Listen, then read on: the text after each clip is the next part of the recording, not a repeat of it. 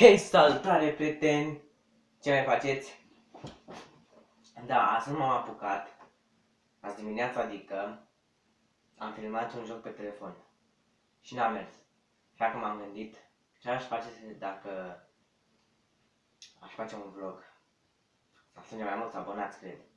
Și m-am gândit eu, mai multe like-uri, deci da. În vlogul de astăzi nu o să spunem prea multe, că nu m-am pregătit. Da. Ce să spun, sunt și eu la liceu, ca voi, ca unii dintre voi. Și ce să mai spunem, mă? Sunt în clasa 9, desigur, la liceu economic din Târgu Jiu, dacă îl știți. Și da, pe la școală mișto, profesori mișto, unii răi, unii buni, colegi buni. Da, într-o zi un prieten de aici a vrut să arunce cu un ăsta, cu ăla, mă, buretele de ștergi tabla, am să arunce în unul și a fost geamul deschis și greșeala a zburat pe geam. S-au dus jos de Doamne. Și se mai zbat și cu scaunele, Doamne, câte alea. A, și doi prieteni, pe amândoi cheamă Alex, așa, și sunt la cămin și să bat, Doamne. Mi-a dat videoclipul, s-au bătut ieri cu deodorant, la Alex, unul mare și unul mic, adică e.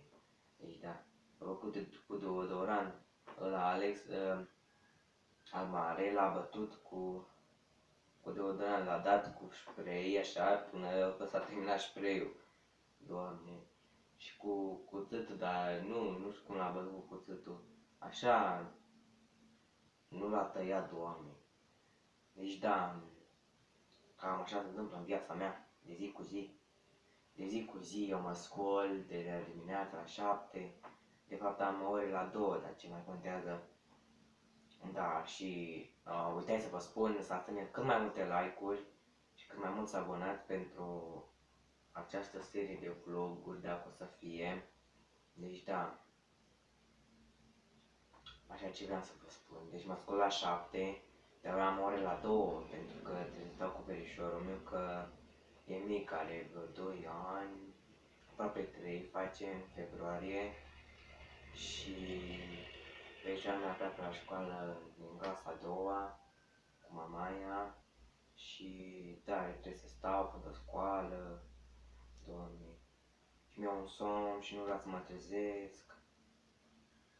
Așa. Stau în apartament, la Târgu Jiu. Și da, mulți colegi de-ai mei din clasă fumează, dar nu știu de ce. Cred că vreo 10 și o fată a fumat, dar acum nu mai fumează. Deci da, ce să vă mai spun? N-am ce să mai spun. Pentru celălalt vlog o să mă pregătesc cât de bine pot eu.